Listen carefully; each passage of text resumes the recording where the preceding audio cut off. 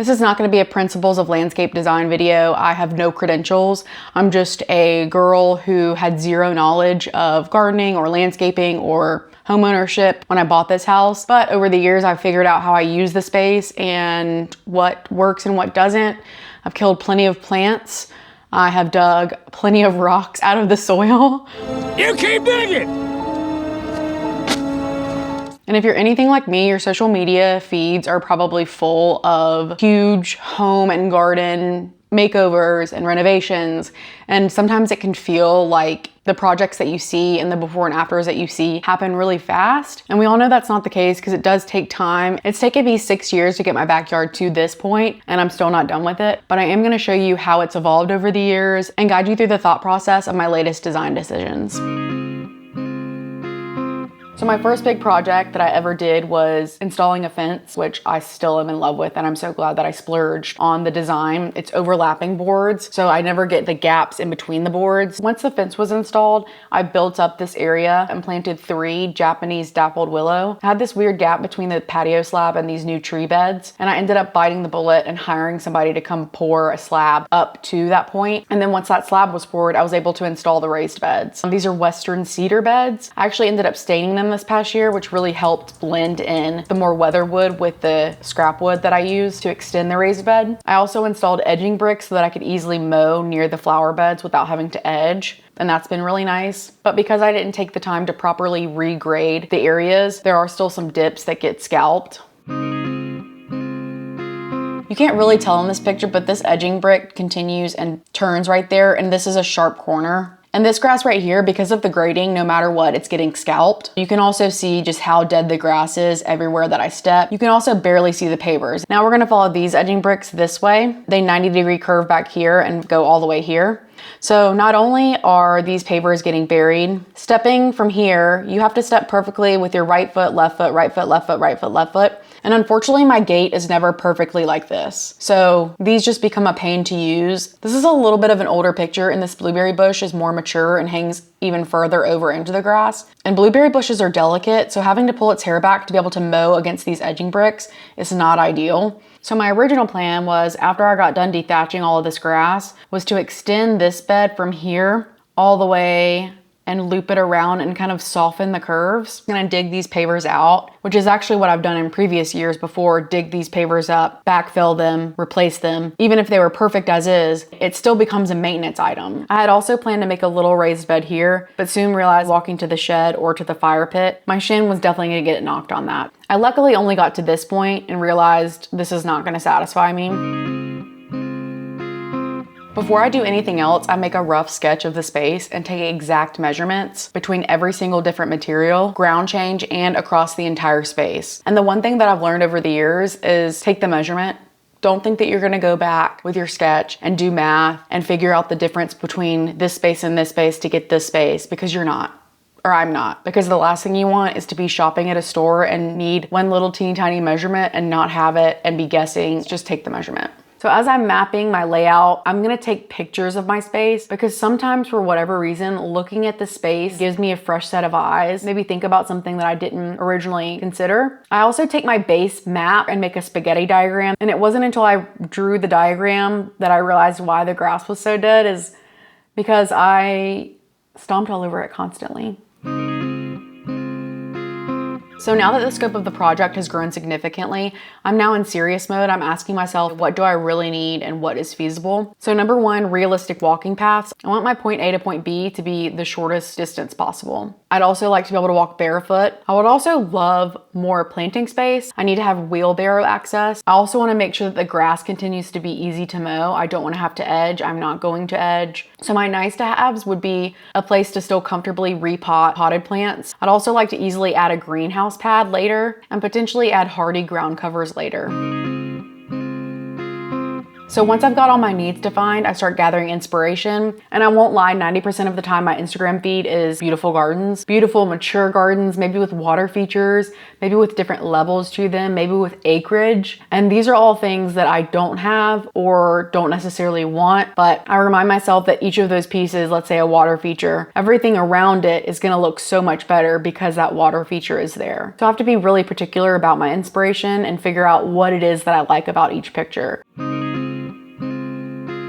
There are a lot of different ways you can plan your landscape design. I personally use the garden planner subscription. I'll link it down below. I love it. It's roughly $30 a year, and the team is super helpful. If you have any questions, you can always chat to them. I really like it because it keeps a history of everything that you've done. You can also do irrigation through that. You could also use pen and paper and physical templates, you know, cutting pieces of paper and moving stuff around, or like I do, I've cut out cardboard. But all of the planning in the world, all the drawing in the world, even if it's to scale, things will look and feel very different in real life compared to when it's on pen and paper or even in a planning software. I had some spare rope laying around, so I used that. You could also use hoses, but I started to think about the shape of the beds and how I wanted to soften the curves as I expanded the flower beds. So I'd lay the rope out and then walk from point A to point B to B to C to C to A. And after I pretend to live with it for a while, I'll make some adjustments, then actually live with it for a while. And this is the part that I'm super methodical about, and I really take my time to think about all the pros and cons, all the ifs and ands of each of my potential options, so that I'm thinking about what's it gonna be like to mow the grass? Am I gonna have to pull weeds? Am I gonna be able to irrigate this properly? Is my current above ground sprinkler gonna be able to hit the grass that remains? These are all things I'm thinking about before I ever consider an idea a feasible option. When I was shopping for pavers, I did some quick math and initially considered mixing concrete and pouring my own pavers. No, I mean, I'm a DIY girl through and through, but that's not really something I wanted to do for this project, especially since I was tired from removing all the sod. They wouldn't have come out good, let me just say that. The main material options I considered were reusing the existing round pebble pavers that have a diameter of roughly 12 inches, reusing the existing square pavers that I have that are like 11-ish, 11.5 inches, buying 16 by 16 inch pavers, or buying 24 by 16 inch pavers. Because the space between the raised beds goes from 35 inches to 32 inches, I was kind of limited on the options because I didn't want to highlight the width change in between the beds. Once I came to terms with the fact that I was going to be buying new material for this project, I actually got super excited because that meant I could really play around, and I'm not going to be back here in a year when I'm not happy with the design that I had to go with because I had to reuse material that I already had. So the first thing I actually did was extend the existing raised beds. I started removing the sod between the raised beds and watching Gardener's World reruns, and I just used scrap wood that I had on hand and I stained it the same color as the rest of the beds. I originally thought about extending it an additional 8 feet to match up with the other row of raised beds, but for this particular space, I did still want to have an open feel. For some reason that feels cramped, especially when the beds are full of plants that are taller than me. And if I extended it the full 16 feet, I would have to walk around it in order to get from the patio to the shed, which realistically I was not going to do. I also made the step down from the patio larger, so I removed all of the brick, regraded and tamped that area down very, very well, and then laid the bricks again, brushed polymeric sand between them, built a support structure using concrete, which has been life-changing because these bricks over time want to shift. The original step down from the patio was 32 by 32, and the new step down was 56 by 32. So not only did widening the step by 2 feet make this area feel so much more open, it also allows me to put my muddy boots right there, which I love.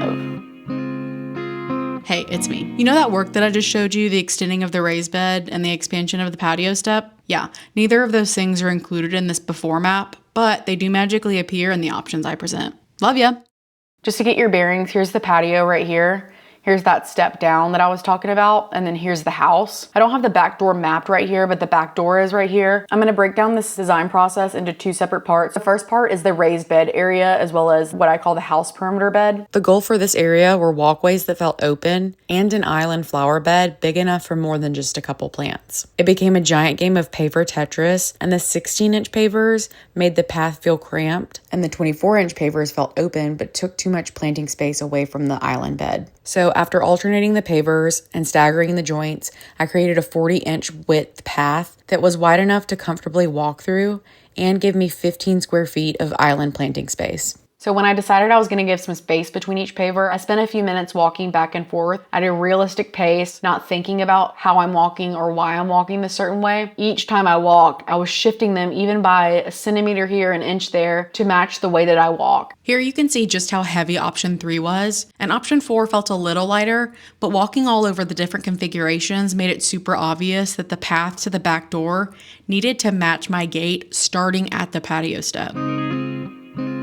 So now let's go back to the before. So we're gonna move from the raised beds and the house perimeter beds onto the perimeter bed. So this is the fence line along the back of the perimeter bed, and you can see the edging bricks that separate the perimeter bed from the grass. And then I've got the fire pit pad right here. You can see that the original perimeter bed was not huge, and because I have a lilac tree and a snowball tree, which are known for unruly suckers, and because this is not a high traffic area like all of the other areas of the yard are, I knew that there was so much potential for more planting space. So I used the rope as a template to play around with my different options, and what I ultimately landed on was this configuration. Starting at the corner of the fire pit bed, gently curving this line to meet up with the walkway along the house. And you can see right here that all of this was supposed to be mulch. I have hopefully one day a greenhouse here so that I could easily access it from the back door here. I still needed to have access from the shed to this sidewalk right here so that I could take the lawnmower from the shed to the front yard. And unfortunately, I didn't realize until I manually removed all of this sod and put mulch down that pushing a lawnmower over mulch is nearly impossible and extremely frustrating because the mulch gets everywhere. So what I ended up doing is removing all of the mulch and then reseeding this area with new grass seed. And you can see in my fall garden reset video how I installed these pavers, because luckily I hadn't installed any of these yet. And I curved it nicely so that I could have at least one row of plants all along this border right here. This summer, I'm gonna have to figure out how to water that area. Anything is gonna be better than pushing a lawnmower over mulch.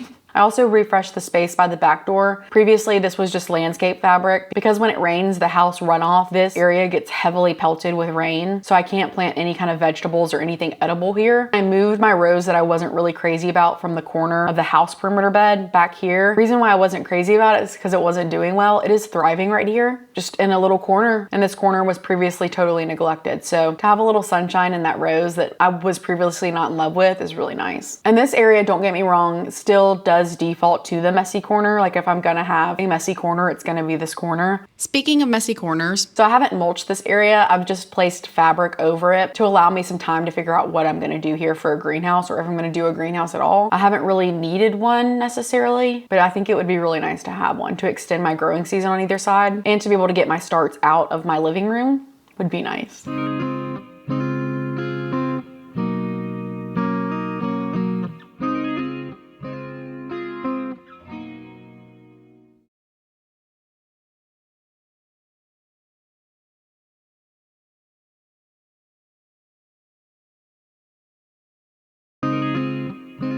I finished this project in the fall, and even though it is Oregon's rainy season right now, I've been able to enjoy the space for the last few months, and I am absolutely in love with it. I have actually already planted garlic in the west perimeter bed, and I've been going out there barefoot, and it's been so nice to not have to worry about muddy grass. I do love the gate that I added to the island because the black adds such a nice contrast. I love you. I'm also glad that I added a few extra pavers on the patio side of the island because it gives me enough space for a couple tables where I can put my gardening supplies and a cup of tea. But the best part of all is I have so much more planting space. So now I've just got to figure out what I'm planting where. So hit the subscribe button. You don't want to miss a video. I'm going to be planting mostly from seed, and I've got to figure out which of my seeds require cold stratification. Thank y'all so much for watching. I'll see you in the next video. Bye.